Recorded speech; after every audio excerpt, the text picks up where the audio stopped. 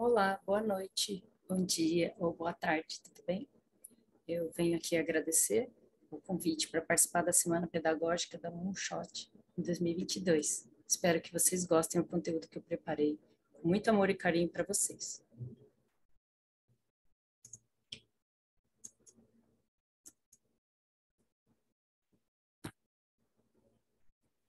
O tema da minha palestra vai ser sobre que divertido ser saudável. Eu peguei a sigla KIDS e transformei em Que Divertido Ser Saudável, que é um projeto que eu venho trabalhando há algum tempo. Espero que vocês gostem. Meu nome é Carmen Silvia Gruber de Campbell. Eu trabalho na Universidade Católica de Brasília. Sou pesquisadora do CNPq e eu trabalho com a promoção da saúde infantil.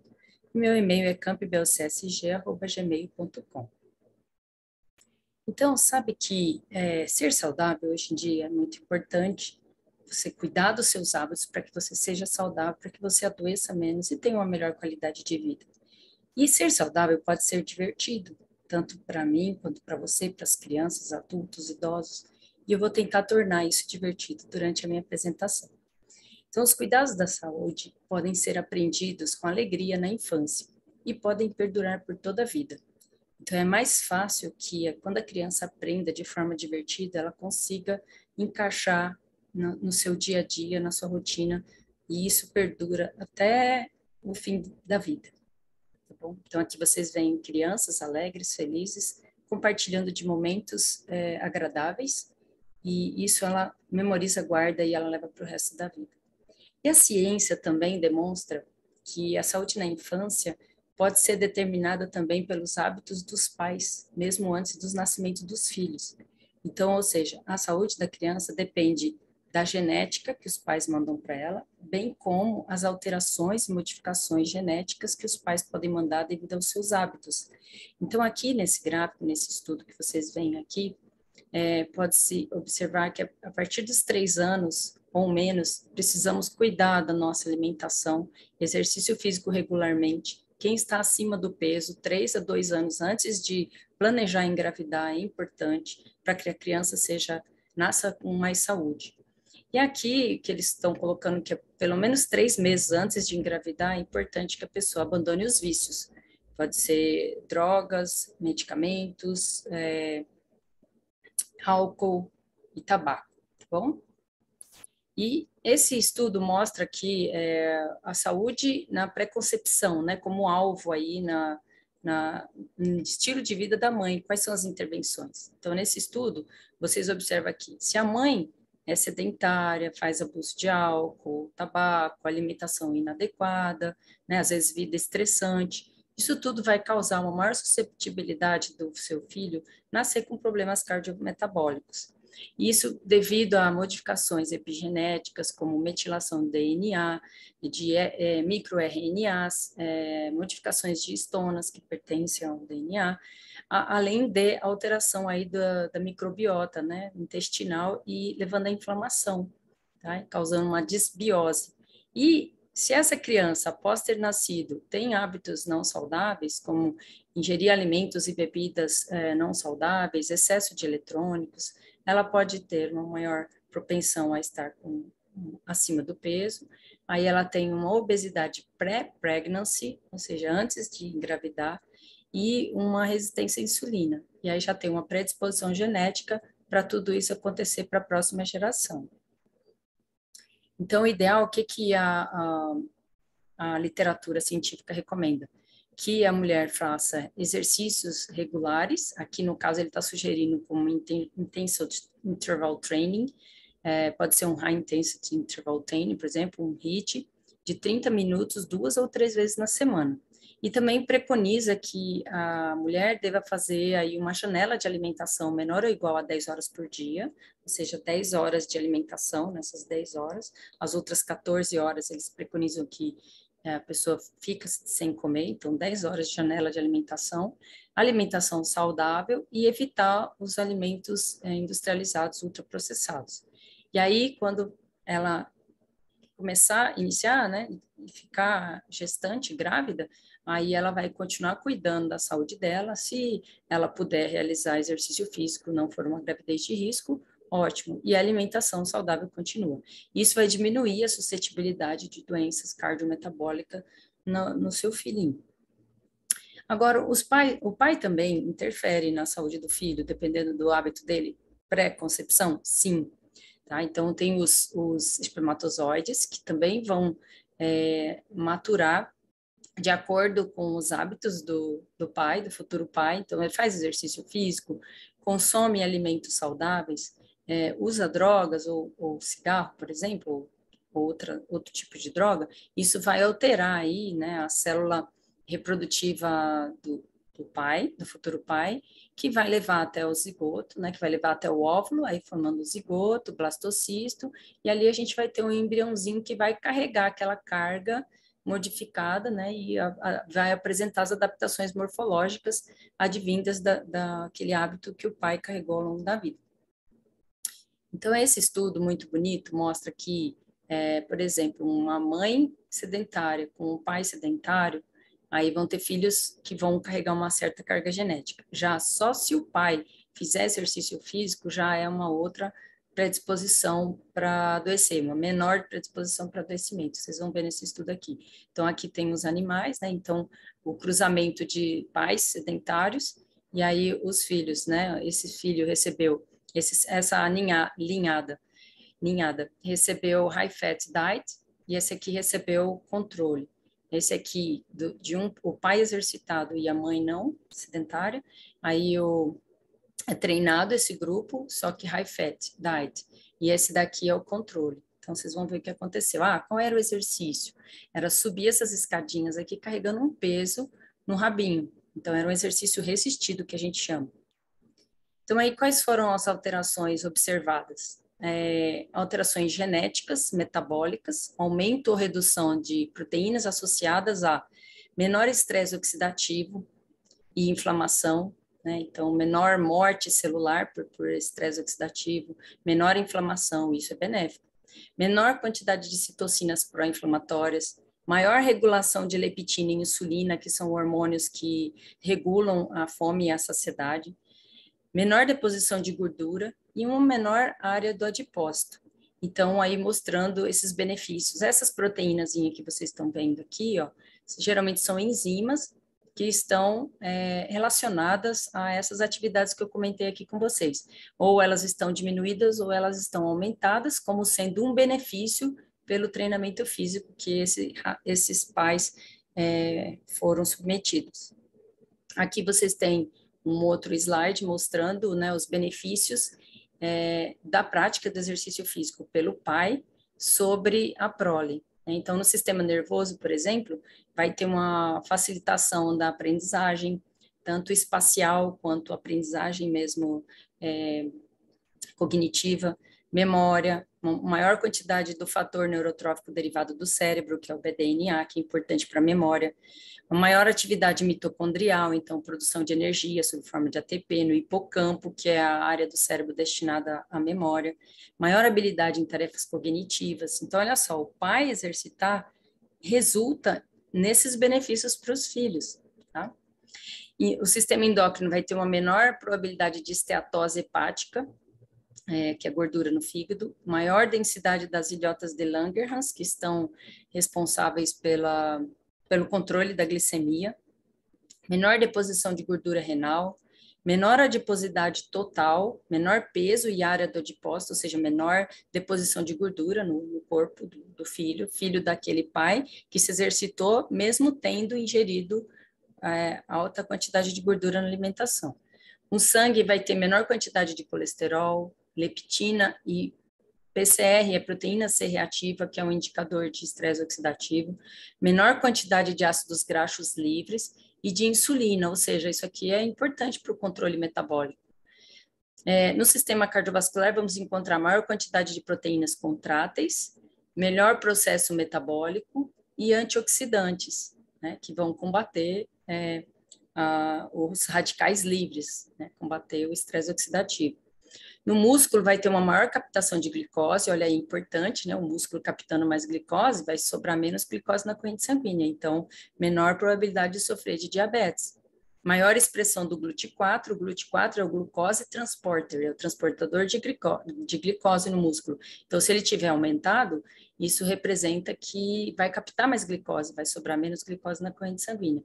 E o substrato 1 do receptor de insulina, que é o IES1 e o PI3 quinase, são enzimas relacionadas à sinalização da insulina dentro da célula para a translocação do glúten para a membrana e captar a glicose, tá? E maior quantidade de proteína do tendão. Então, eles também avaliaram o tendão nesse estudo do Ivo Neto, foi aluno lá no nosso programa de mestrado e doutorado na Católica, e vai ter um melhor tendão. Então, eles investigaram também sobre o tendão desses filhotes, né? O que mais que eles verificaram? Se você olhar aqui, ó, o peso corporal final, quando comparado, aqui, ó, o S é de sedentário, F de father, O de offspring, né? Então, a prole de pais que foram sedentários, e aqui a prole de pais que foram treinados. Aqui receberam high fat diet e high fat diet. Então, aqui que vocês verem, ó, peso final 433 contra 398. Então, aquele que treinou ganhou menos peso. A área total de gordura nas vísceras foi bem menor aqui, 6,91, em comparação com os não treinados. E a cross-sectional area of adipocyte, que é a área cross-seccional do adipócito, também foi menor naqueles filhos dos pais que, apesar de ingerirem alta quantidade de gordura na alimentação, se exercitaram. Mas, sem dúvida, o melhor resultado foi esse aqui, ó, que é o quê? É o treinado, né? Então, são os filhos dos pais que treinaram, né? E que ingeriram uma dieta controle, então, ou seja, não era rica em gordura. Então, vocês podem ver que os dados desses animais aqui são todos melhor que todos os outros. Eles ingeriram uma dieta mais adequada e eles treinaram, tá bom? Então, a presença do pai, não só ele fazer atividade física, se alimentar de forma saudável, não abusar de drogas, de substâncias lícitas ou ilícitas que façam mal à saúde, mas também a presença do pai durante a gestação e depois do nascimento e também na brincadeira dos filhos, vai fazer com que a criança tenha um desenvolvimento social, emocional, cognitivo, afetivo, tanto na infância quanto na adolescência, melhor do que se ele não tem a participação positiva do pai nesses períodos da vida, dando suporte para a mulher e para a família. A mulher pode fazer exercício físico durante a gestação? Se for uma gestação não de risco, ela pode fazer sim. Existem alguns exercícios que são mais indicados, aqueles de menor impacto, tem um horário do dia que é o melhor, num ambiente não muito quente, não muito seco, nem muito úmido, um ambiente controlado. E ela pode fazer de acordo com o que ela fazia antes também, né? Então, a mulher que era atleta, por exemplo, se ela não tiver uma gravidez de risco, ela pode fazer algo mais, um pouco mais intenso do que aquela que nunca fez nada. Então, tem alguns exercícios que algumas podem fazer e outras não. Então, isso o médico, em conjunto com o seu personal training, vai fazer a melhor indicação, tá bom? Então, os benefícios da prática de atividade física para gestante são reduzir a dor nas costas, as lombalgias, principalmente, controlar o peso, evitar o diabetes, diminuir a ansiedade, facilitar o parto, prevenir varizes, porque vai ajudar no retorno do sangue ao coração, né, dos membros inferiores ao coração, prevenir o parto prematuro e acelerar a recuperação após o parto. Então, a mulher que pratica exercício físico durante o parto, ela vai ter muitos benefícios. E o bebê também. O bebê nasce, se for um parto normal, em média de 6 a 7 horas o parto normal de uma mulher que se exercitou durante a gestação. Enquanto se ela não tivesse exercitado, em média 12 horas. Então, ela tem vários benefícios. E o bebê também, ela sente menos dor normalmente, tá? E aqui, a mulher que se engaja em exercício físico regular, controla o peso, alimenta saudável, ela tem a maior probabilidade de ter filhos de peso dentro do considerado normal, satisfatório, e não desenvolver diabetes gestacional. Além disso, a prática de exercício físico, não só na mulher gestante, mas também em qualquer pessoa, produz benefícios no próprio organismo e no próprio músculo. Então, aqui vocês estão vendo produções de substâncias que vão ter ações autócrinas, ou seja, na própria célula, nas próprias células do músculo que a produziu, parácrina em células vizinhas e também endócrinas em outros tecidos. Então, aqui vocês estão vendo que interleucina 6, que é importante para a captação de glicose, a MPK, que aumentada vai aumentar a oxidação de gordura, a interleucina 6, que vai aumentar a lipólise, a interleucina 6 e PDNF vão estar participando desse aumento da oxidação de gordura. Aqui a hipertrofia, todas essas, o LIF, interleucina 4, 6, 7, 15 vão ajudar na hipertrofia. E também essas substâncias vão sair e atingir demais órgãos e tecidos, produzindo seus benefícios, como aqui no tecido adiposo, por exemplo, vai aumentar a taxa de lipólise, ou seja, a quebra de gordura. Né? Aqui, ó, a produção de glicose durante o exercício, a interleucina 6 é responsável por isso. Então, vocês vão vendo uma série de ações biomoleculares que vão estar melhoradas em virtude da prática do exercício físico que a pessoa faz, ou pode ser a gestante, ou pode ser a criança, ou pode ser o adulto. Então, é importante, sim, a gente praticar exercício físico. E, além disso, temos a produção também, liberação de endorfina, serotonina, dopamina e ocitocina, como é bem sabido, né? Esses neurotransmissores são muito importantes para a sensação de bem-estar, de euforia, de alegria, tá? Estar bem consigo mesmo, com o próximo, tá bom? De felicidade. E outros aspectos que devem ser também levados em consideração, além da saúde física, metabólica, são esses outros aspectos que eu vou explicar aqui para vocês. Nesse estudo, o James Clapp precisou, né, das gestantes ativas e de gestantes não ativas que compuseram o grupo. Então, aqui você tem o grupo das mulheres gestantes que se exercitaram e o grupo das mulheres que não se exercitaram, o grupo controle.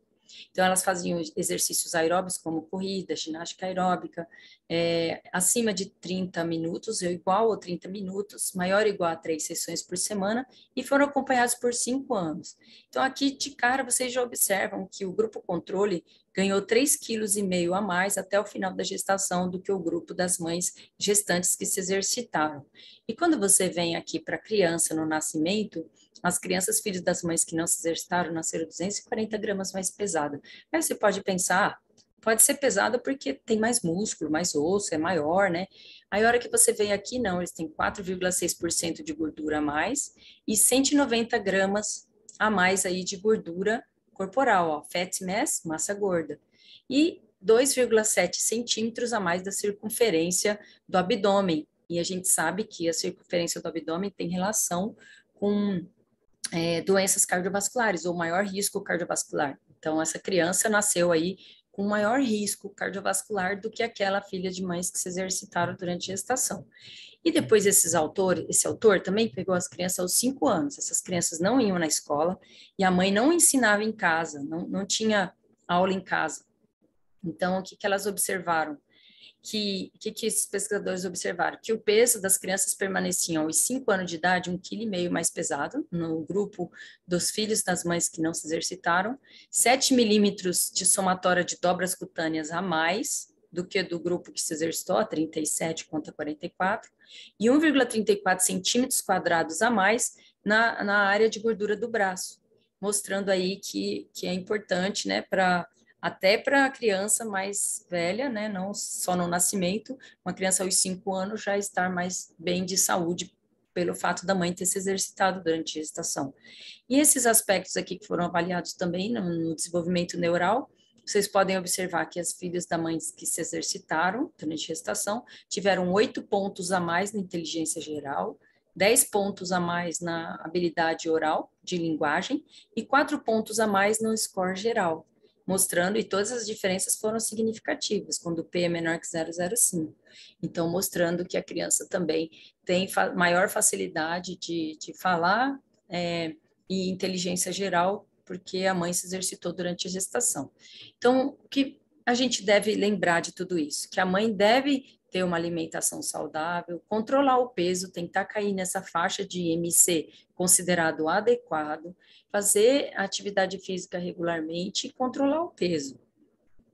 Então, os exercícios e alimentação saudável vai fazer com que a criança nasça próximo de um peso considerado aceitável, normal, que é por volta, que é entre 2.700 e 3.500 aproximadamente. Então, esse bebezinho nasceu de 3.300, esse de 7.750, que tem um peso aí de uma criança de aproximadamente 6 meses, né? Esse aqui também. Então, aí, quando a mãe se exercita durante a gestação e pratica alimentação saudável, ela tem maiores chances de ter uma menor hiperplasia de adipócitos. O que é isso? Hiperplasia é o aumento do número de adipócitos. O que são adipócitos, Carmen? São células do tecido adiposo.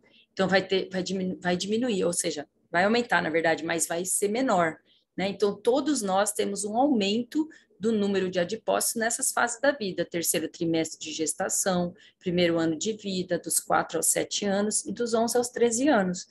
Porém, se você pratica uma alimentação saudável e atividade física regularmente durante a gestação e nesses períodos da vida, você vai ter uma menor hiperplasia de adipócitos. Então, a criança que acaba tendo uma maior hiperplasia de adipócitos, ou seja, maior número de adipócitos, ela já tem um terreno fértil para lá na frente, quando ela se alimentar de forma errada ou ficar sedentária, ela engordar, ganhar peso gordo mais facilmente, tá bom? Então, aqui nesse estudo, que é bastante interessante, então, eu mostro para vocês sobre o efeito, né, da high fat sugar. Então, high fat, aqui um exemplo de dieta high fat, high sugar, em fatores relacionados ao sistema nervoso. E vocês vão ver aqui agora. Então, eu coloquei aqui o foguete virado para baixo, que é como se fosse um tiro no pé, né? Um shot in the foot. Porque, na verdade, esse tipo de alimento a gente deve evitar ao máximo nós mesmos consumirmos, bem como as nossas crianças. Então, aqui, o que vocês vão ver nesse estudo? Que esse branquinho é o low fat carbohydrate, complex carbohydrate, ou seja, baixa gordura e carboidrato complexo. Carboidrato complexo, que é o que a digestão é um pouco mais lenta, sobe menos a glicemia. Então, esse é o mais saudável. Então, low fat. Então, o branquinho, guarda, o branquinho é low fat e o carboidrato saudável, baixa gordura e carboidrato saudável. E o pretinho é um high fat sugar. Então, quando você vê aqui, ó, a quantidade de BDNF, que é o fator neurotrófico derivado do cérebro, que é importante para a memória, lá no hipocampo, está maior nos animais que fizeram uma dieta mais saudável. E aqueles que fizeram uma dieta menos saudável está menor. Então, essa pessoa já vai ter aí um prejuízo na memória. E se a mãe ingere durante a gestação, vai prejudicar o filho lá na frente, nesse tipo de proteína sendo produzida também, já vai ter alteração de RNA mensageiro e tudo mais, né? E aqui você tem a quantidade de proteína. Então, aqui é o RNA mensageiro, que vai levar o código para produzir a proteína, e aqui é a proteína. Então, mostrando também que o comportamento foi semelhante. Então, foi melhor, né, para esse aspecto, né, para a quantidade de BDNF no hipocampo, a alimentação mais saudável, baixa gordura e o carboidrato complexo, quando comparado com high fat sugar. E aqui vocês têm também a quantidade de sinapsina 1, em RNA mensageiro, aqui no hipocampo, aqui no córtex cerebral, aqui você tem a sinapsina 1 e a p-sinapsina 1. Então, aqui o que isso aqui está demonstrando para vocês? É o mesmo comportamento do que o BDNF na tela anterior. Só que aqui, qual é o papel da sinapsina, Carmen, para eu entender melhor? Então, a sinapsina no hipocampo, ela está envolvida na sinapse da neurotrofina BDNF. Então, o BDNF é um neurotransmissor. Só que para ele se conectar, né, ele fazer o efeito dele para um próximo neurônio que vem na sequência, precisa ter a comunicação desses neurônios, que é a sinapse. Então, a sinapsina 1 está envolvida nessa sinapse, dessa neurotrofina, na sinaptogênese, ou seja, na formação da sinapse, e na axonogênese, que é síntese de axônios, ou reparo de axônio, né? Então, o axônio é o corpo da célula nervosa. Então, a sinapsina 1 ela é muito importante aí, tanto para a produção de BDNF, quanto para sinapses envolvendo esse neurotransmissor. Então, se vocês olharem aqui, ó, a alimentação mais saudável, ela demonstrou que os animais tinham mais sinapsina 1, RNA mensageiro de sinapsina 1, do que os que comeram uma dieta rica em gordura e açúcar. Então, esse tipo de dieta não faz parte da mais recomendável para criança, nem para adulto, nem para mulher gestante, para ninguém, para nenhum ser humano. Então, esse tipo de dieta durante a gestação pode favorecer prejuízos na memória, no foco, na atenção e na aprendizagem das crianças em idade escolar. E vou dizer mais, eu estou colocando aqui na gestação, mas também na infância já tem estudos científicos que mostram que esse tipo de alimentação tem relação com inflamação do sistema nervoso central e redução da memória, prejuízo da memória, da atenção, da concentração, do foco, tá? Que eu vou falar daqui a pouquinho.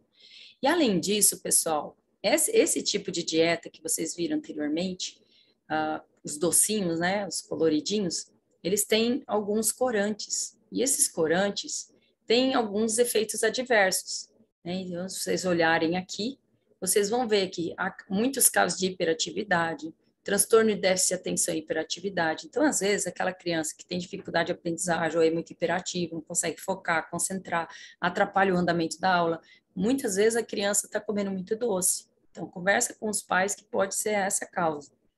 Pode também levar a anemia, porque acaba ficando uma monoalimentação, a criança acaba comendo só isso. Eu tive um caso recentemente de uma criança que estava consumindo só. Eu conversei com a mãe, com o pai, com a própria criança e procurei ajudar nesse sentido. E eles estão tentando introduzir outros tipos de alimento.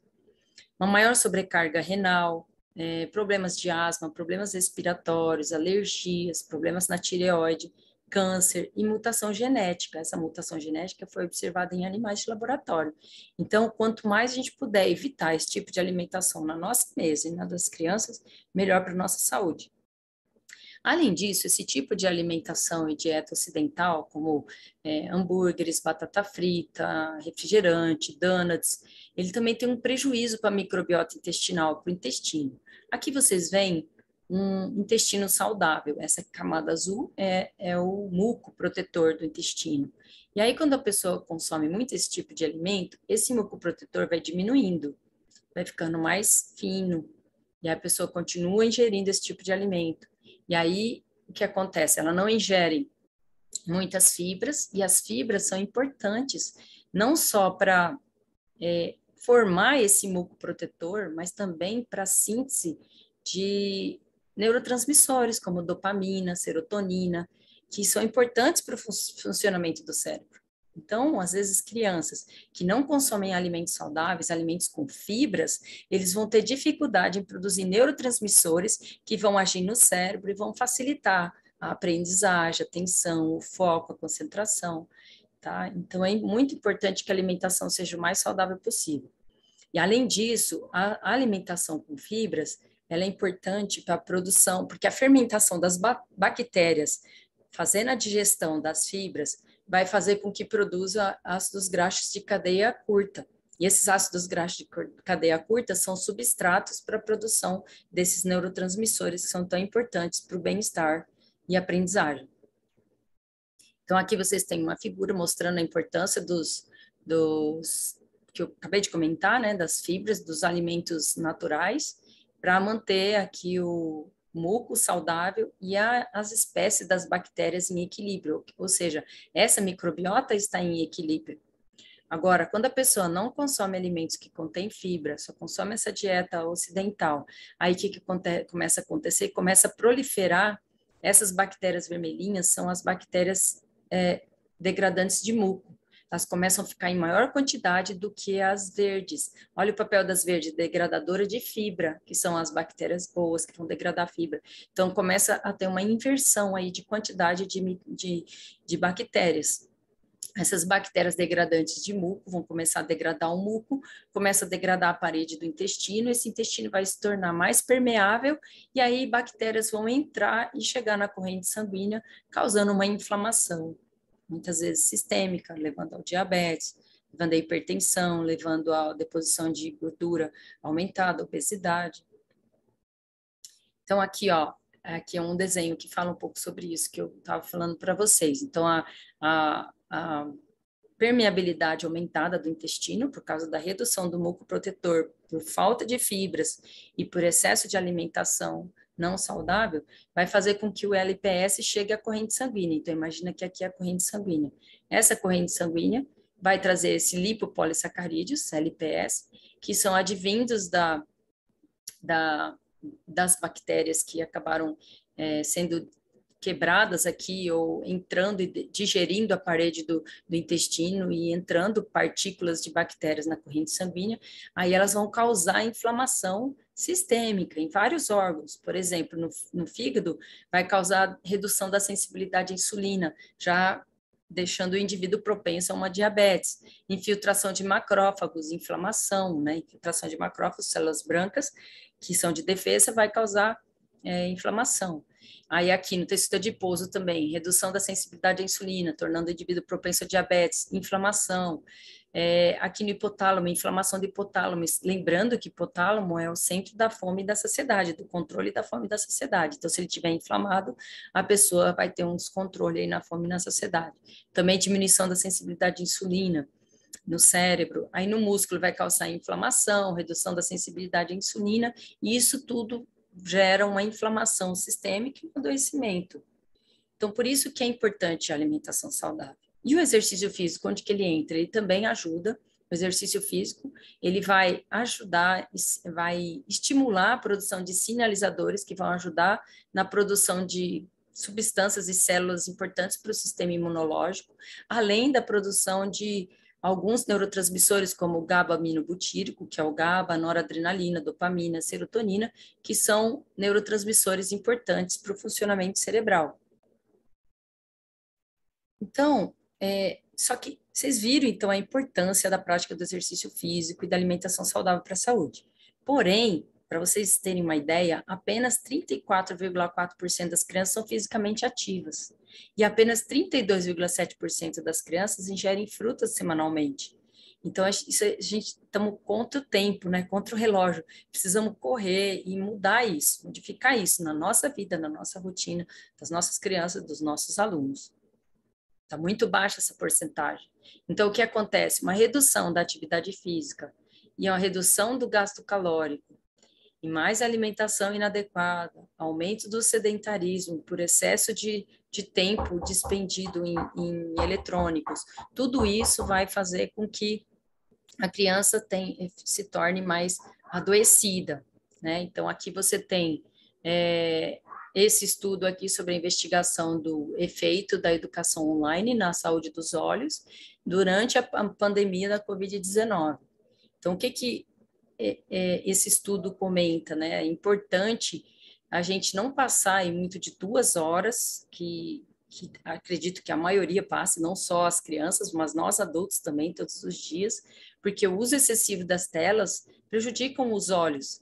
E dentre alguns sintomas que são produzidos por isso, são dores de cabeça, danos pela irradiação de ondas curtas de alta energia sobre os olhos, danos fotoquímicos nas células retinianas e problemas oculares, levando à fadiga, olho seco, degeneração macular, então vai ser um olho que vai envelhecer mais facilmente, mais rapidamente, então precisamos cuidar da nossa saúde dos olhos. Além de outros problemas, como sedentarismo, problemas posturais, dores e fraqueza muscular, tendinite, prejuízo da audição, baixa qualidade do sono, maior propensão a transtorno de déficit de atenção e hiperatividade, introspecção, dificuldade de lidar com sentimentos e de controlar emoções, dentre outros. Temos encontrado muitas crianças em idade escolar com essas dificuldades de lidar com sentimentos e controlar suas emoções. E alimentos dessa cor, verde escuro, eles são bastante recomendados, porque estão associados ao menor risco de fadiga ocular e uma fraqueza, né, na vista, aquela astenopia. Mas muitas crianças não ingerem esse tipo de alimento. Então, é importante a gente oferecer desde pequenininho, de preferência dentro da barriga da mãe.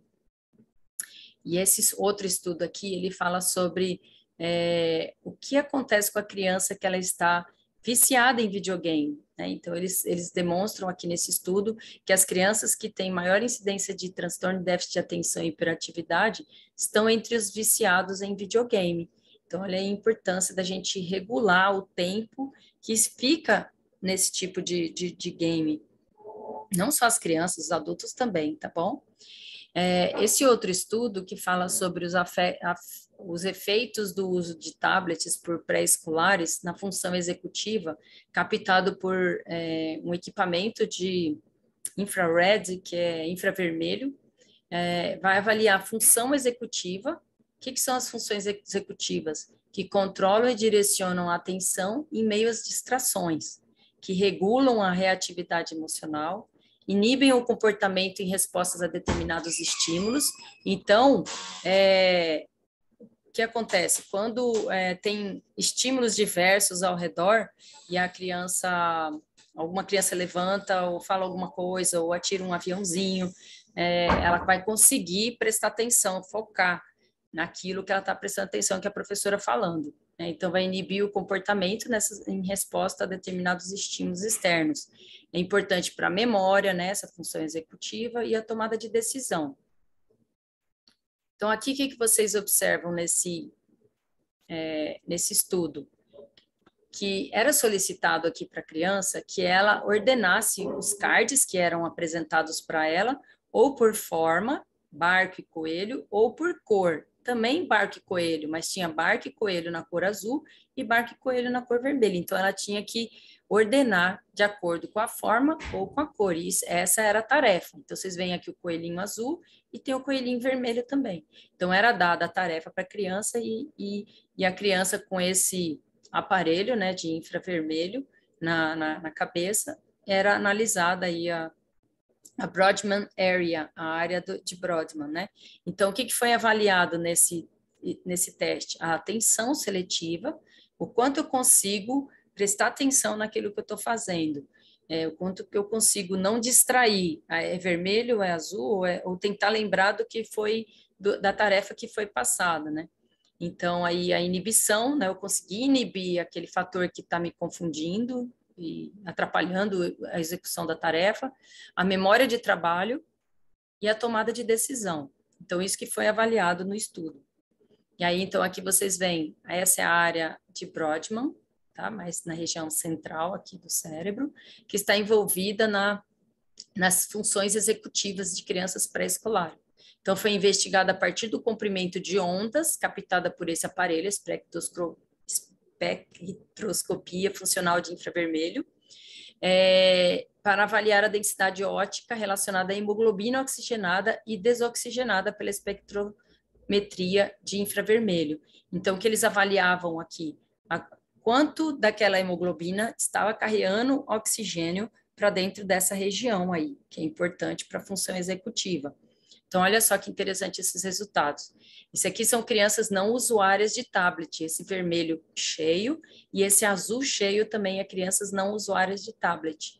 Então, o que ele observou? Que tinha uma alta concentração de hemoglobina oxigenada nessa área de Brodmann por não usuários de tablet. E tinha uma baixa concentração de hemoglobina desoxigenada, o HBr, hemoglobina desoxigenada. Tinha menor quantidade em não usuários de tablet, enquanto que em usuários de tablet, as linhas tracejadas, né, tinha uma baixa hemoglobina oxigenada e uma alta hemoglobina desoxigenada, ou seja, essa área de Brodmann das crianças que são usuárias de tablet estava menos oxigenada do que as crianças não usuárias de tablet. E olha só a importância disso, né, desse conhecimento. Então, essas crianças, provavelmente, elas têm aí um estresse, uma fadiga, que torna a conexão do pré-frontal, do córtex pré-frontal, com regiões mais inferiores e internas, prejudicada, uma conexão fraca. Enquanto que, quando a criança está alerta, essa conexão já é forte, ó, strong pré-frontal córtex top-down, top das áreas superiores para áreas mais inferiores. Então, a criança tem maior controle, está mais alerta quando tem uma forte conexão top-bottom ou top-down do córtex pré-frontal com estruturas mais internas e inferiores. Enquanto que a criança que usa excessivamente eletroeletrônicos, ela já tem uma conexão fraca. Por isso que muitas vezes elas têm comportamentos desse tipo, ó, esquecimento, dificuldade de concentração, desorganização, tomada de decisão prejudicada, redução do julgamento, da consciência moral, menor empatia, menor compaixão, menor otimismo, menos persistência, desistem logo das coisas que estão fazendo, envolvidas, tem um controle inibitório prejudicado e uma autorregulação também prejudicada. Então, essas crianças, normalmente, a gente considera que, se não são portadoras de transtorno de déficit de atenção e hiperatividade, tem algumas dessas características que denominam essa criança. Então, pode ter hiperatividade, pode ter uma distração aumentada, uma desatenção, uma impulsividade, que, de repente, ele chega o impulso para ele fazer determinada coisa, ele não consegue regular e controlar, ele vai lá e faz. Né? Então, ali o que acontece? Há um desequilíbrio, né, entre dopamina e noradrenalina, e também essa função aqui de órgãos mais internos com mais superiores cerebrais. E aí, tanto a noradrenalina quanto a dopamina estão relacionadas à atenção. Então, as crianças agitadas, que têm dificuldade de prestar atenção e se concentrar, geralmente elas têm uma redução no volume cortical, isso aqui é córtex, ó, elas têm um córtex diminuído, elas têm uma superfície cortical também diminuída e uma espessura também do córtex diminuída, né? Quando comparados com crianças que não têm esse tipo de transtorno. E a deficiência dos neurotransmissores dopamina e noradrenalina em suas vias de transmissão neural vai causar esse tipo de transtorno. Exames de neuroimagem apresentam uma conexão deficiente entre as áreas pré-frontais e subcorticais durante atividades de exigência mental ou atencional nessas crianças.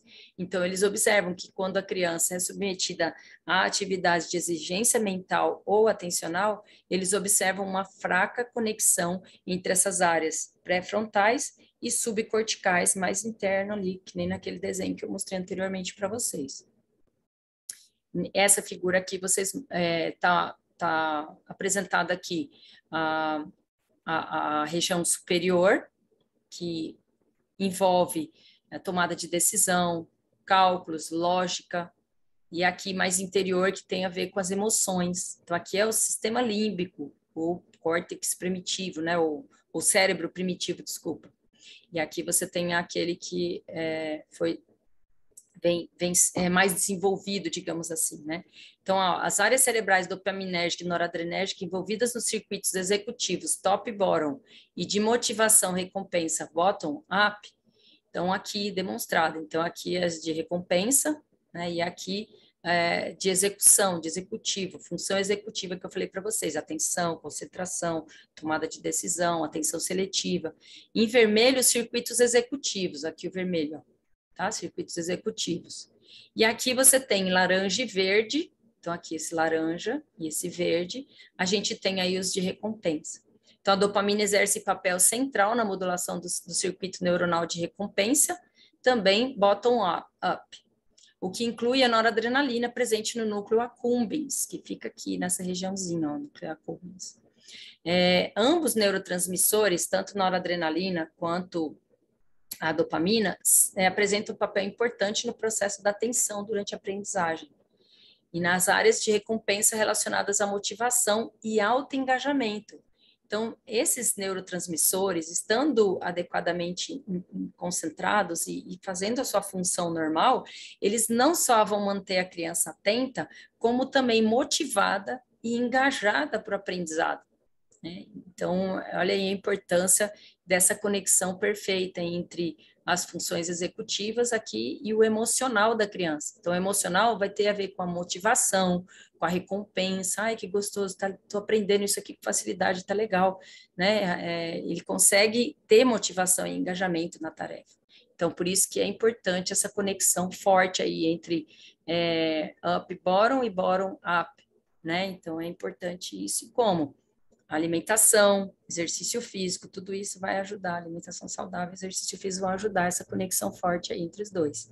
Então, aqui essa figura vai mostrar para vocês, é um PET scan, vai mostrar a atenção e concentração em criança normal e numa criança aí que tem transtorno de déficit de atenção e hiperatividade. Aqui, os autores demonstram que há baixa quantidade de transportadores de dopamina, né? Então, ó, E essa região aqui que eles estão fazendo esse estudo é o núcleo accumbens, né, que é o centro do prazer, da recompensa, do risco, do medo ou agressão.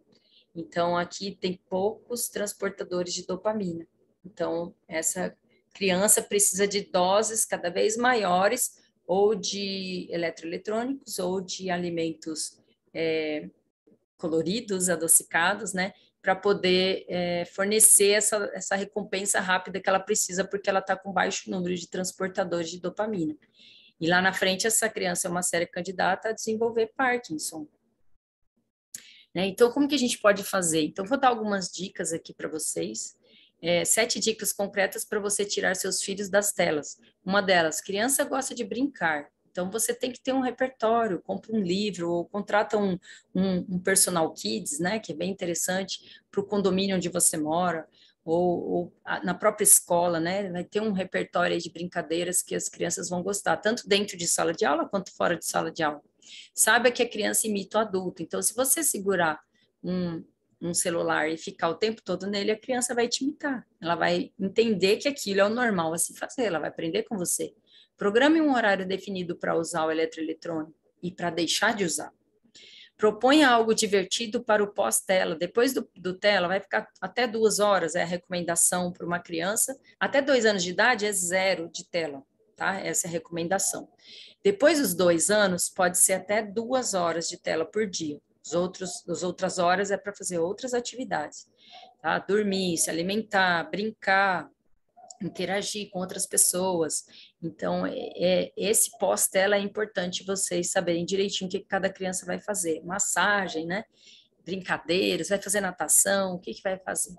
Traga para o mundo real o que ele gosta nas telas. Então, você pode, se ele gosta de alguma coisa em específico nas telas, sei lá, ele gosta do Mario. Então, que tipo de brincadeira você pode trazer, fazer com ele que tenha aquela temática do videogame ou aquela temática do celular, para ele ficar mais tempo entretido. Faça da sua casa um espaço brincante. Então, de repente, se você puder ter ou proporcionar para as crianças uma casinha na árvore, por exemplo, um cantinho com areia. Eu consegui proporcionar isso para os meus filhos. Eu fiz um cantinho de areia e eles ficavam horas ali brincando, colocavam o baldinho, aqueles brinquedinhos para fazer o bichinho na areia. Então, isso é importante, vocês terem espaços que permitam que as crianças brinquem. Ah, não tem muito espaço. Ah, mas tem uma cozinha? Deixa separado do fogão, mais longe, distante, tá ali, põe as panelas, as colheres, eles vão brincar e vão se entreter e vão adorar. E vão desenvolver várias conexões. Desculpa. Vão desenvolver várias conexões cerebrais que vão ser importantes para eles no aprendizado escolar.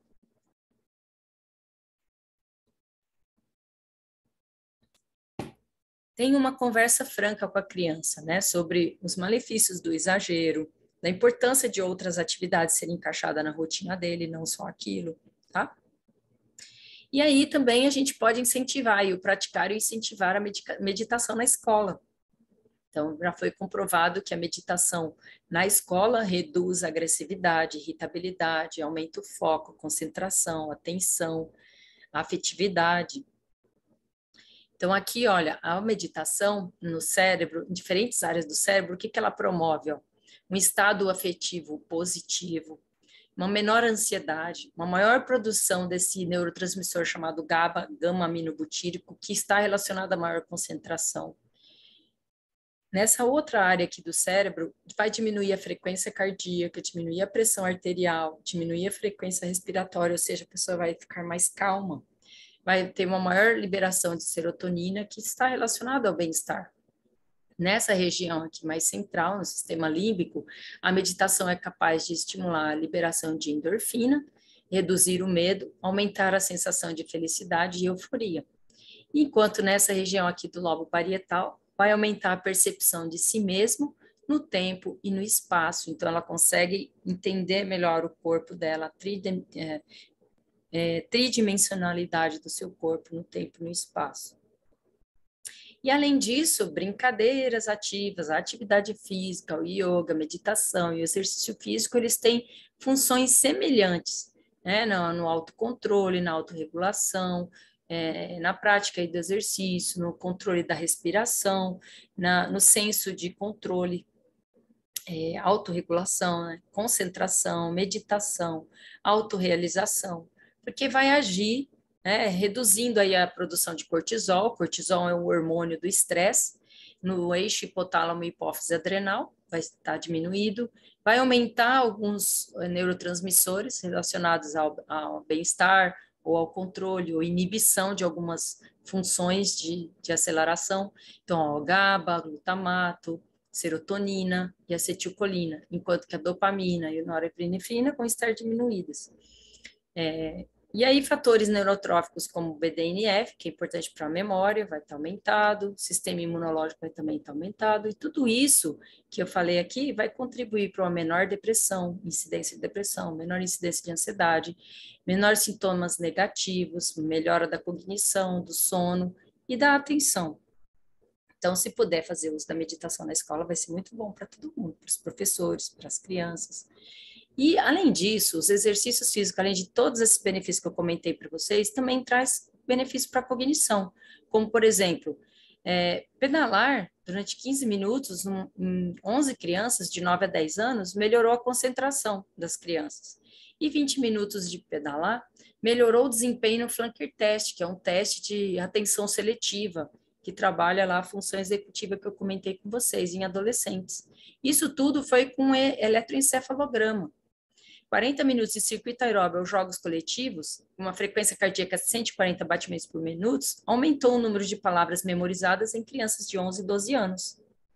Então, aqui nesse gráfico, nessa figura, vocês veem algumas áreas cerebrais responsáveis por cálculos matemáticos nessa região, aqui por cálculos matemáticos e também pela leitura e também relacionado à atividade física. E aqui também o córtex cingulado parietal, situado nessa região posterior, está relacionado à leitura, compreensão de texto, tomada de decisão e conecta o sensorial, o sensitivo, que a gente percebe no mundo, com o emocional, né? Então, esses estudos aqui de Castellani e Castelli e Cohen, eles verificaram que o cálculo e a leitura ativam a região frontoparietal, essa região aqui, ó, e a aptidão física, que também ativa essa região. Supõe-se que crianças com aumentada a atividade física tenham benefícios na aptidão escolar. A aptidão aeróbia possui pequena e relação positiva com a aptidão escolar. Então, existe uma tendência de que crianças que tenham uma melhor aptidão aeróbia tenham também um melhor aproveitamento escolar. Enquanto que um maior IMC tem relação negativa, ou seja, quanto maior o peso distribuído por metro quadrado, menor a aptidão escolar, ou seja, aquela criança acima do peso, com um acúmulo de gordura, tem menor aptidão escolar e tem relação com o nível de atividade física. Uma melhor performance escolar em crianças com melhor aptidão em atividade física vigorosa foi observada por Cohen e colaboradores.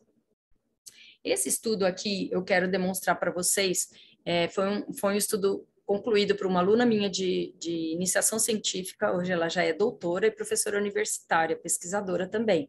Então, o que a gente fez? A Suliane Beatriz Halber, a gente pegou as crianças e em um dia elas assistiram TV, o Bob Esponja, por 30 minutos, em um outro dia elas fizeram Dance Revolution, e num outro dia elas fizeram 3 brincadeiras ativas com 10 minutos cada uma. E depois elas fizeram testes cognitivos. Um deles foi o jogo da memória, e o outro foi o caça-letras e números numa página. Aí, o que a gente observou? Que a criança que assistiu TV, ela foi pior em tudo. Ela, além de gastar menos quilocalorias, 34 quilocalorias, ela precisou de 1 minuto e 40 para o jogo da memória e 3 minutos e 12 para achar todas as letras e números que não batia com a maioria que estava na folha. E Dance Revolution, as crianças gastaram um pouco mais calorias, precisaram de 1 minuto e 33 para desvendar o jogo da memória e 2 minutos e 26 para o caça-letras e números. Já teve um benefício. Enquanto as crianças, quando elas brincaram ativamente por 30 minutos, com queimada, pique-bandeira e pega-pega, o que eles verificaram? Gastaram 108 quilocalorias. O que a gente verificou? 108 quilocalorias, 1 minuto e 17 para desvendar o jogo da memória e 1 minuto e 51 caça-letras e números. Então, mostrando que o brincar ativamente e depois fazer atividades cognitivas subsequentes favorecem a melhores resultados. Até quem vai prestar concurso, né? Eu oriento os meus alunos na universidade também a praticar exercício físico antes do concurso, do vestibular, ou antes de uma prova, antes de estudar. Você vai fazer mais rápido e vai aprender mais rápido, memorizar melhor e vai gastar menos tempo. Então, às vezes a pessoa fala assim, não vou fazer atividade física porque eu vou perder tempo. Na verdade, você vai ganhar, porque aquilo que você ia precisar estudar 1 hora, você em 30, 35 minutos já conseguiu entender e memorizar. Então, você não perde tempo, você ganha tempo e ganha saúde. Aqui, então, mostrando, né, a atividade cerebral de acordo com as atividades. Então, aqui a criança brincando, ela vai ativar mais essa região aqui, né, e quando ela está mais parada, menos essa região. E essa região lembra que é da função executiva, né, da tomada de decisão, lógica e tal. Então, a criança, quando ela brinca, antes ela consegue fazer os cálculos matemáticos melhor aí. Então, esse outro estudo, a gente verificou os efeitos das brincadeiras ativas sobre a atenção seletiva e a modulação da onda N450 por meio de eletroencefalograma. Também foi conduzido por mim como orientadora da mestranda Stephanie. Então, eram 13 crianças, foram submetidas a 30 minutos, num dia controle, assistindo um documentário sobre gatos, num outro dia com brincadeira passiva, brincando de quebra-cabeça, e num outro dia elas fizeram brincadeira ativa, foram 30 minutos com corridas e saltos. Dá para observar aí a elevação da frequência cardíaca, 92, 99 e 152 aí com a brincadeira ativa. Então, aí nós fizemos um eletroencefalograma nas crianças durante o teste do Stroop. Né? O teste do Stroop, a criança tem a fase 1, a fase 2 e a fase 3. A fase 1 é mais fácil, ela só vai lá encontrar a cor do retângulo e o nome da cor. Aí a fase 2, ela tem que ler e ver, ela vai ter escrito uma cor, e aí ela vai ter aquela cor de dentro da escrita, é a cor do retângulo. E a terceira fase, que é a mais difícil, ela vai ter que associar a cor da palavra dentro de um retângulo de outra cor, e aí vocês vão ver um exemplo aqui que eu vou mostrar para vocês. Então, nesse estudo que a gente fez das crianças, os 30 minutos de atividade, de brincadeiras ativas, o que a gente observou? Essas foram as crianças que fizeram, no dia que elas fizeram a atividade física, no dia passivo, quebra-cabeça, e aqui o controle, assistiram documentários dos gatos. O que a gente observa aqui? Essa linha preta, quando ela é mais próxima dessa linha de base aqui, ó, significa que teve um menor conflito. Então, estão vendo que aqui está mais próxima da linha de base? Então, essas crianças, no dia que elas fizeram atividade física, elas tiveram menor conflito. O que significa isso, Carmen? A linha azul e a vermelha foram mais próximas uma da outra, ou seja, na parte mais difícil do teste. Com a parte mais fácil do teste, elas não teve muita diferença em quantidade de acerto e tempo também para execução da tarefa. Então, aqui foi um menor conflito. Então, mostrando que a criança, quando brincou ativamente, ela respondeu, acertou mais, né, um menor conflito de resposta durante a condição incongruente, que é a condição mais difícil, enquanto que nos outros já foi diferente, ó.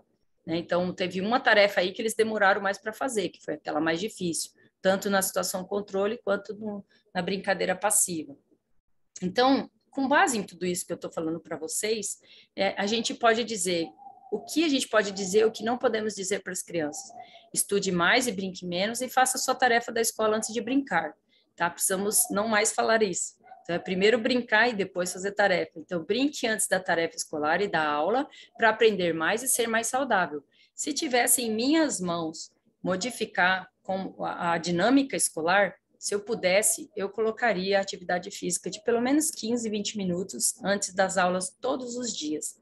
Assim, a gente ia ajudar que a escola e a família cumprisse a recomendação de 60 minutos de atividade física moderada vigorosa diariamente para as crianças e também ia facilitar o aprendizado e até mesmo o controle do emocional dentro de sala de aula, tá bom?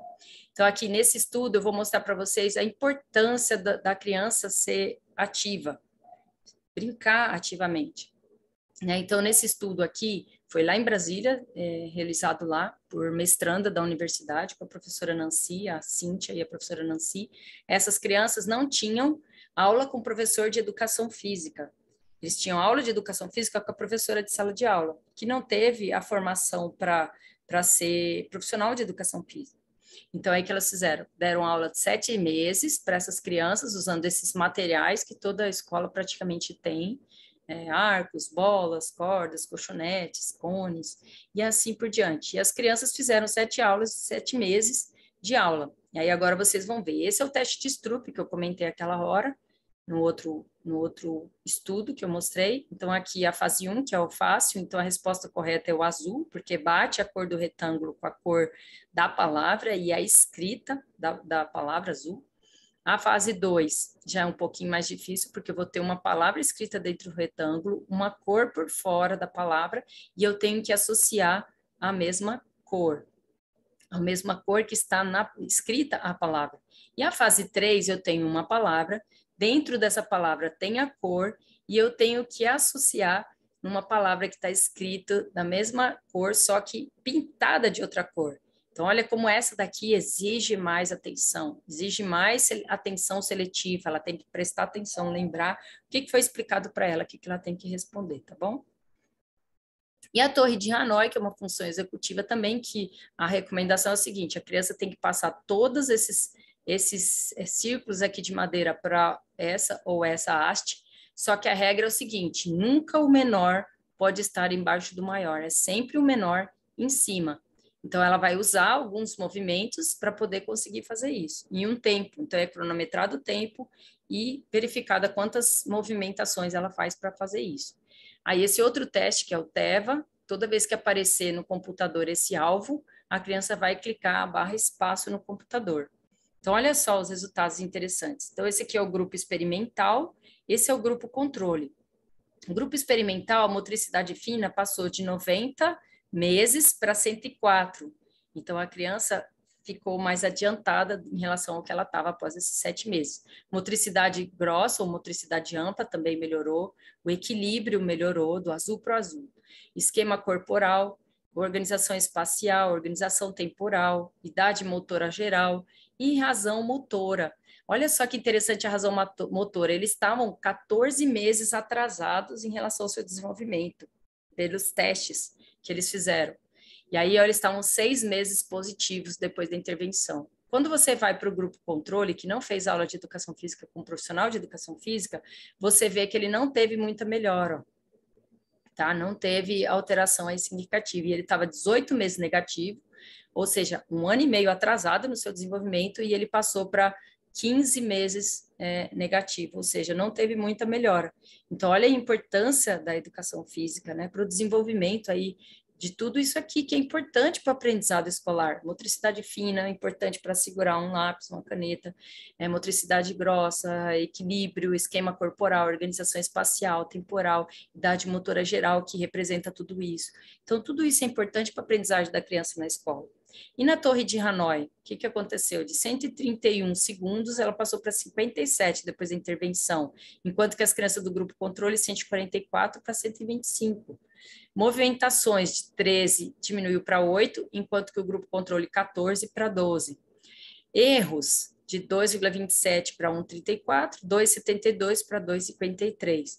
E aqui no TEVA, que é aquele do quadrado, quando aparecia o grande, tinha que clicar a barra espaço, de 0,64 segundos para 0,58. E aí o erro do TEVA, 2,88 para 1,7 e 3,08 para 2,68. Então, mostrando claramente que as crianças que fizeram aula de educação física com professores de educação física durante 7 meses tiveram melhora significativa nesses testes que avaliam a função executiva. E no Stroop, 2,5 para 2,2, no Stroop 1, milissegundos isso, tá? Para a resposta. Stroop 2, 2,9 para 2,6 segundos, desculpa. 2,9 para 2,6, o Stroop 3 de 3,4 para 3,1, enquanto que a criança do controle é 2,4 para 2,4, 3,1 para 2,8, 3,8, 3,5 e 7 e 6, ou seja, na fase errou mais, né? Então, ó, de 7 para 6, reduziu o número de erros, de 4,8 para 2,9, mostrando aí a função executiva dessas crianças melhorada, né? E aí vem, então, aí minha proposta, né, de como é divertido e como pode ser divertido ser saudável, que pode ser aplicado nas escolas. Eu tenho ajudado da assessoria em algumas escolas, ensinando a como fazer isso em suas escolas. Então, primeiro, as famílias, a escola e até o governo precisam assegurar que a recomendação diária de 60 minutos de atividade física moderada vigorosa para a criança seja cumprida. Então, jogos, brincadeiras, exercício físico tem que ser favorecido. Isso para que a criança pratique dentro de casa, dentro da escola, fora de casa, fora da escola, tá? E será que o adulto e a sociedade não estão dando mais importância aos estudos e menos tão importantes brincadeiras ativas infantis? Então, olha aí, fica essa dúvida, né? Essa pergunta aí para vocês, mostrando que será que a gente está privilegiando as tarefas escolares ou o conteúdo e esquecendo da brincadeira infantil que é tão importante para as crianças? Vocês viram, né, anteriormente, a importância para o desenvolvimento do cérebro, para a produção de neurotransmissores, para atenção, concentração, sensação de bem-estar, de felicidade. Então, olha, vamos assegurar que as crianças possam brincar, tá? E aqui, então, vocês estão vendo algumas figuras aqui, essa é a minha família, em que a gente fazendo uma alimentação saudável, brincadeiras ativas em família, lazer em família, a hora do sono, que é muito importante, e a hora de estudar. Hora de brincar, hora de estudar, hora de se alimentar, hora de dormir, né? Então, eu sou bastante favorável ao aprender brincando. A gente faz workshop com professoras de escolas, ensinando a desenvolver atividades com conteúdo de escola, mas ao mesmo tempo brincado. Ali a criança vai, ao mesmo tempo, aprender, brincar, se divertir, se motivar, vai ter um engajamento maior e ela vai adorar ir para a escola. Não vai querer mais ficar em casa. Então, a sugestão para o bom aprendizado é a saúde da criança, aprendizado mais alegre, dinâmico e ativo na escola. Então, aqui, por exemplo, eu dei um exemplo. A criança pode fazer separação silábica, por exemplo, círculo, direito, esquerda e assim por diante. Você pode criar a brincadeira e a criança vai aprender com muito mais prazer e vai memorizar mais facilmente. Aí aqui, por exemplo, a professora joga um número e aí o número que cair, cada criança vai fazer um movimento. Então, por exemplo, o 1 pode ser agachar, o 2 saltar, o 3 virar uma cambalhota. Então, vocês podem criar, tá? Desde que a criança se movimente, isso é muito interessante. Aqui, esse professor, na brincadeira salada de fruta, por exemplo, todas as frutas que ele vai falando, maçã, pera, banana, aquelas que a criança come, ela dá um passo à frente. Aquelas que a criança não come, ela fica parada. Então, essa é uma atividade, de repente, que pode unir útil ao agradável, além delas se movimentarem, pode ajudar na conscientização para elas comerem mais frutas. Então, a ativação cerebral em diferentes atividades, ela vai ativar diferentes áreas cerebrais. Então, olha a importância da gente diversificar as atividades para as nossas crianças. Então, se ela está andando, são mais essas regiões que estão ativadas. Vendo, é mais a região aqui do occipital. Ouvindo, mais a temporal. Pensando, pré-frontal. Lembrando, aqui na região parietal, né, temporal. Então, vocês vão ver que diferentes atividades vão ativar diferentes áreas do cérebro. Então, quanto mais diversificadas as atividades vocês propuserem para as crianças, melhor vai ser o desenvolvimento e conexões cerebrais dessa criança. Então, aqui, ó, algumas atividades em que vocês podem pensar, né, em elaborar, que a criança aprende e brinca ao mesmo tempo. Isso vai fazer com que ela desenvolva ao mesmo tempo, aprenda, né, com significado, né, de forma divertida, com alegria, motivação, vai memorizar, vai cooperar, vai participar, vai ter uma autoestima mais elevada, porque ela conseguiu fazer aquela atividade proposta com alegria, vai desenvolver empatia, criatividade, maior possibilidade de enxergar e mudar o mundo que a cerca, então ela vai conseguir enxergar de forma diferente as coisas, né? E vai ser, de repente, uma pessoa mais produtiva na sociedade, na comunidade, porque ela vai encontrar saída, vai ter mais ideias, porque ela participou de atividades diversificadas ao longo da vida, né? Ao longo dos anos escolares. Aqui, cálculos matemáticos com brincadeiras diversas, metodologias ativas. Aqui, com materiais baratos, dá para se brincar e aprender muita coisa, tornar o aprendizado bem motivante, bem interessante. Aqui, por exemplo, com as frutas, você pode aprender matemática sobre fração e, ao mesmo tempo, degustar as frutas, estudar o que cada uma tem, quais são os constituintes de cada fruta, né? A importância delas e trabalhar com as frações aí na matemática, dá para fazer tanta coisa aqui ao inteiro, né? né? Então, a metade e assim por diante. Aí aqui vocês podem ainda trabalhar com valores, matemática, a criança vai à feira ou vai ao supermercado e lá vai fazer cálculos matemáticos. Então, tem aí uma diversidade de atividades prazerosas, ativas, que vão fazer com que as crianças aprendam e se motivem, se engajem para as aulas. Aí é aqui um apelo, né, que vocês apoiem os professores de educação física, as aulas de educação física na escola, porque são professores que vão ajudar muito na sala de aula vocês. Às vezes, os meus filhos falavam assim, mãe, não estou podendo correr no intervalo. Eu sempre falava, brinca no intervalo, corre. Já sabia de tudo isso que eu estou ensinando para vocês. Ah, mãe, não pode, porque uma criança caiu, quebrou o braço, aí processaram a escola e tal. Aí a gente assegurava que eles brincassem, né, nas aulas de educação física e também fora da escola. E só que é importante que o recreio seja ativo, sabe? Tenham supervisores, que as crianças possam brincar e ser ativas durante esse período, porque afinal de contas elas ficam aproximadamente 5 horas sentadas, e se for uma escola integral, ficam o dia inteiro, né? Então precisa liberar essa energia, essa ansiedade, essa energia mesmo que eles têm acumulado de ficar muito tempo sentado. Então é bom brincar. E aí eu falava assim para as crianças procurarem brincar sempre que pudessem. E aí eu perguntava assim, filho, quando vocês brincavam ativamente, o professor demorava muito para obter o controle da turma? Falava, nada, mãe, a gente ficava eufórico por uns 10 minutos, depois logo ele recuperava a atenção da turma. E agora que vocês não estão podendo brincar e correr? Ah, o professor demora uns 20 minutos para recuperar a atenção da turma, para controlar a turma. Então, pensem nisso. Então, aqui, atividades durante o intervalo, né? Brincadeiras aí, ativas. Você que é professor, professora, se puder, vai lá, brinca junto com eles, também pratica. Vocês vão ver que vai ser outro dia, aquele seu, quando você brinca ativamente com eles, ou faz exercício físico antes da sua aula, vocês vão notar muitas diferenças.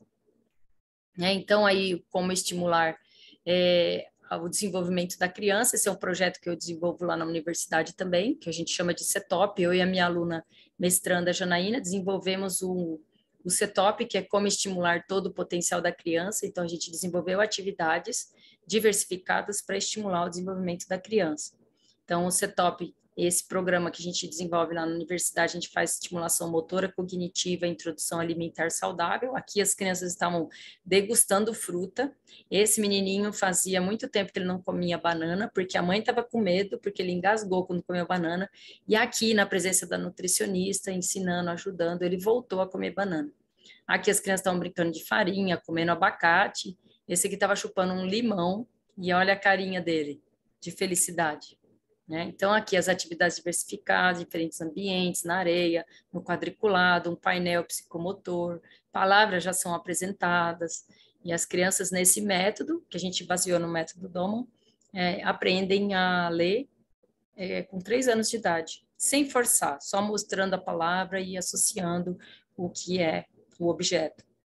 Aqui mais uma sessão, de brincadeiras com as crianças. Aqui as crianças estão brincando com uma massinha feita com produtos da culinária, então ela é comestível. Aqui tinha uma gelatina transparente. Aqui estão alimentando um ursinho, ensinando eles.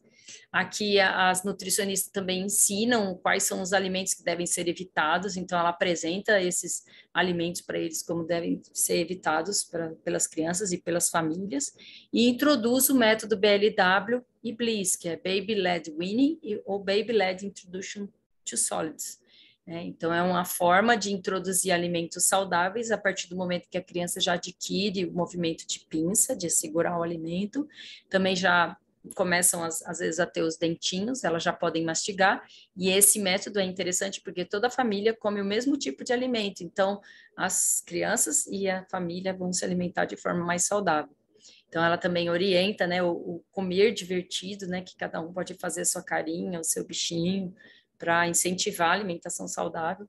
E essa alimentação saudável, pessoal, olha assim, linkando com o que eu já falei anteriormente para vocês.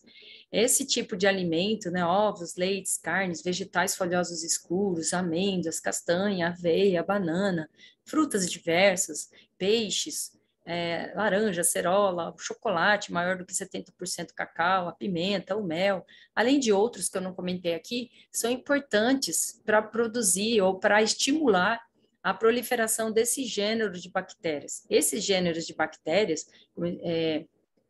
esses aqui que estou mostrando aqui, lactobacillus, bifidobactéria, lactobacillus, bacilos, tal, são bons porque eles são importantes para a produção desses neurotransmissores, noradrenalina, serotonina, dopamina, acetilcolina, o GABA, que é o ácido gama-aminobutírico.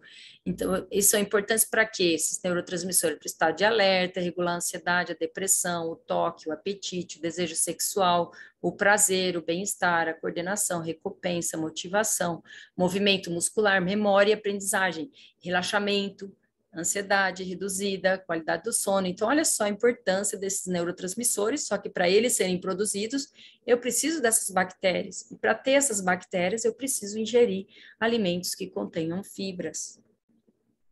E o nível de atividade física também é importante ser avaliado, porque através dele a gente sabe o quão ativa ou sedentária a criança está e aonde ela pode melhorar. E a gente ajuda a criança a se tornar mais ativa e a família a proporcionar mais atividade para ela. Para saber a condição da saúde da criança por meio do percentual de gordura, peso, estatura e IMC, nós fazemos a avaliação antropométrica. E a bateria de testes físicos vai nos ajudar a conhecer aí a aptidão física da criança e o que ela precisa melhorar, se é força, flexibilidade, capacidade aeróbia, resistência muscular. E também esses testes avaliam, permitem que a criança conheça os seus potenciais e desenvolva outros, para o professor também elaborar um melhor plano de ensino, o que as crianças estão precisando melhorar. Aí ele vai elaborar as aulas de acordo com aquilo que as crianças estão precisando melhorar mais. Então, olha a importância. Esse aqui foi um trabalho que nós fizemos para ajudar crianças praticantes de futebol a melhorar os hábitos. Então, fizemos uma ficha de avaliação, como aqui um campeão, né? E a cópia dos Vingadores, a Copa dos Vingadores. Então, aí as crianças recebiam esse encarte colorido e recebiam também os adesivos, onde elas iam colar quantas horas elas tinham dormido à noite, qual café da manhã, lanche da manhã, almoço, lanche da tarde, jantar. Isso ajudou as crianças a melhorarem os hábitos e os pais também a melhorarem o que eles compravam no mercado para trazer dentro de casa.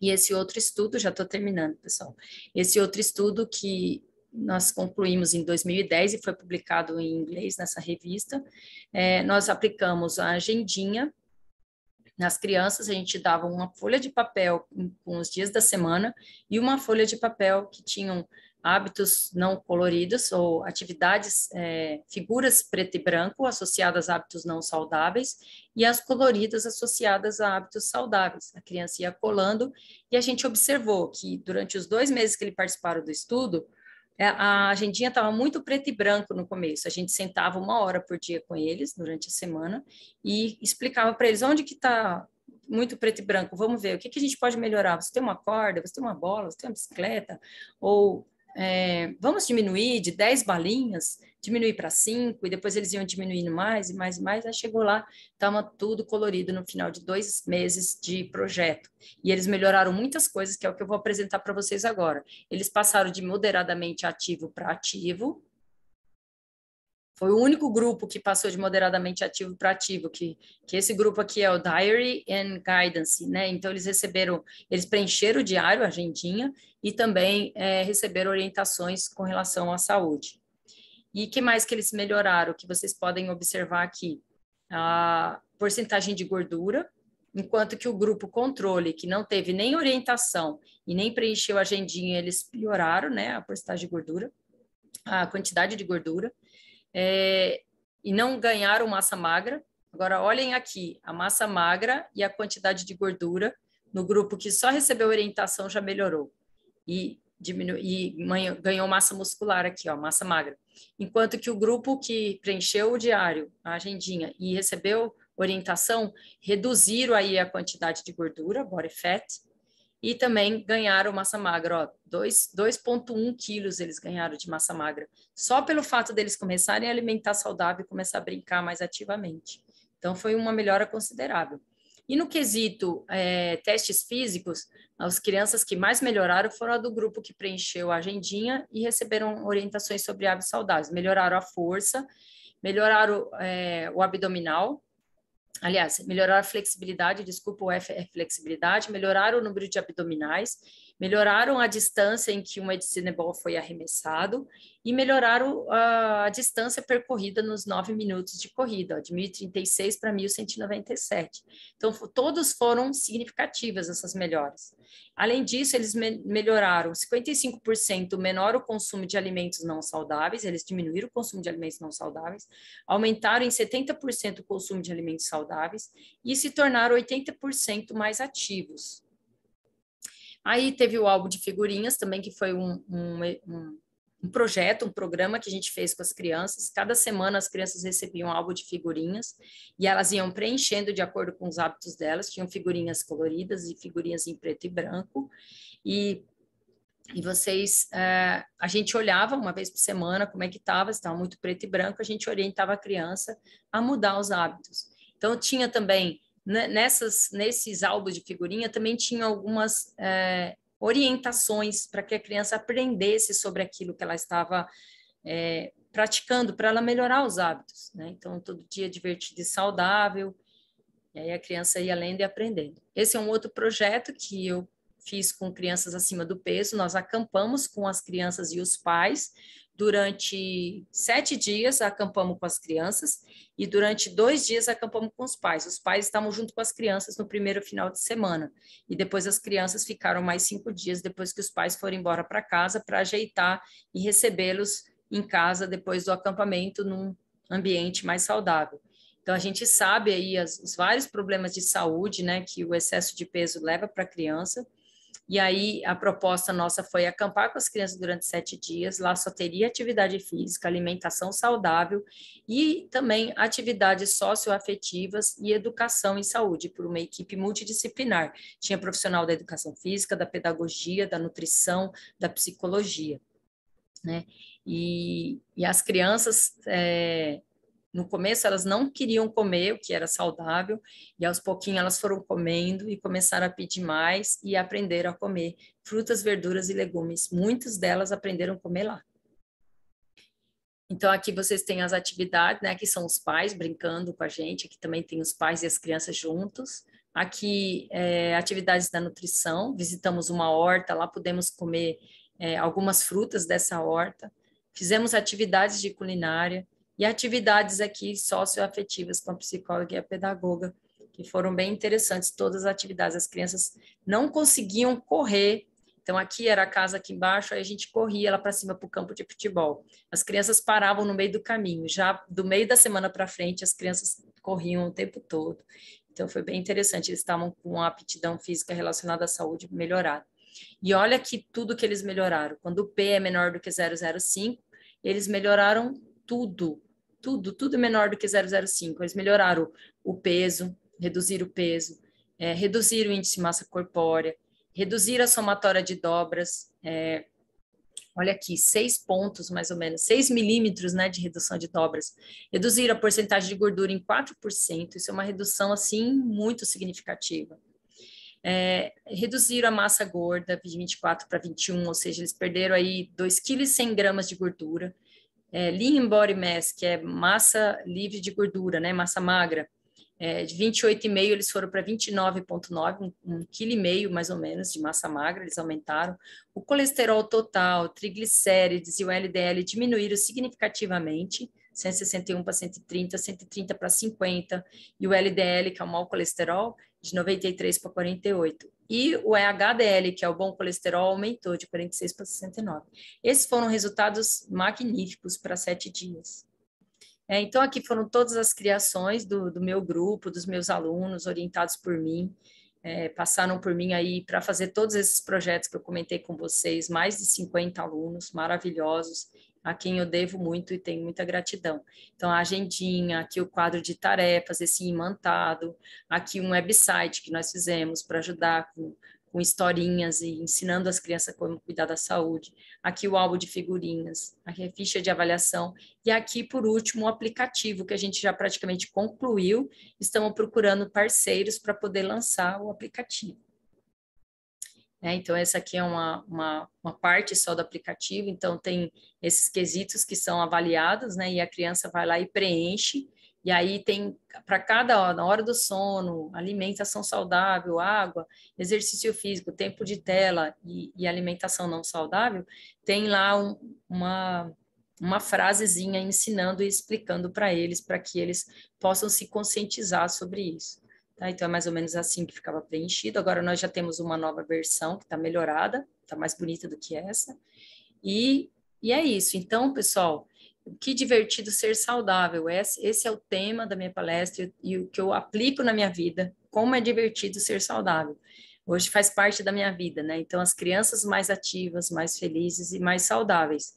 E aqui eu agradeço, né, vocês pela atenção dispensada. Desculpa aí o tempo excedido, mas eu não podia deixar de falar muitas coisas que eu apresentei aqui para vocês, porque eu tenho um amor muito grande pela minha profissão, pelas pessoas, pelas famílias, pelas crianças, e eu quero muito que todos vocês possam aproveitar isso tudo que eu ensinei dentro da sua sala de aula e dentro da sua casa com seus familiares. Aqui somos nós, mergulhando em caudas novas. Pietra tinha, acho que 9 meses, Luca tinha 2 anos e 9 meses. Aqui, quando a gente ia competir, nós somos atletas masters de atletismo, eu e o pai, levávamos eles, e hoje nós estamos indo prestigiá-los nas competições deles, são corredores barreiristas. Nós 4 somos corredores com barreiras. Meu esposo 110 e 400, meu filho o Luca também corre 110 com barreiras e o 400, e a minha filha 80 com barreiras e 300 com barreira. Então é isso, pessoal. Muito obrigado. Aqui tem o meu e-mail, caso vocês desejem fazer contato comigo. Gratidão, obrigada por tudo, e que vocês possam incorporar na vida de vocês como pode ser, que divertido ser saudável em família. Obrigada. Um abraço. Tchau.